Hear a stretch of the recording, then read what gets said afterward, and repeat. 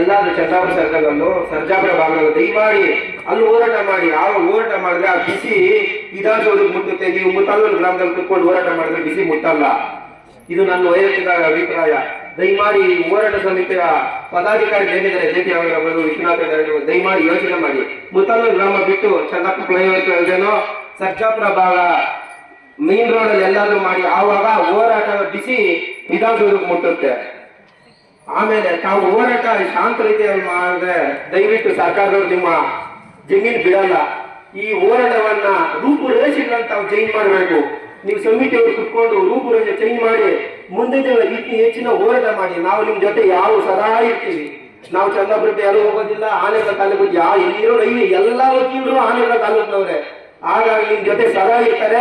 ಈ ಹೋರಾಟದ ರೂಪುರೇಷೆಗಳನ್ನು ದಯಮಾಡಿ ಹೋರಾಟ ಸಮಿತಿ ಯಾರಿದ್ದಾರೆ, ಜೆಪಿಆರ್ ಆಗಿರ್ಬೋದು, ವಿಶ್ವನಾಥ ಆಗಿರ್ಬೋದು, ಪದಾಧಿಕಾರಿ ಯಾರಿದ್ದಾರೆ, ರೂಪುರೇಷೆಗಳು ಚೇಂಜ್ ಮಾಡಿ ಮುಂದಿನ ನಾವು ಯಾವ ಸದಾ ನಿಮ್ ಜೊತೆ ಇರ್ತೀವಿ ಅಂತ ಹೇಳಿ ನಾನು ನಿಮ್ಗೆ ಹೇಳಕ್ಕೆ ಇಷ್ಟಪಡ್ತೀನಿ. Thank you.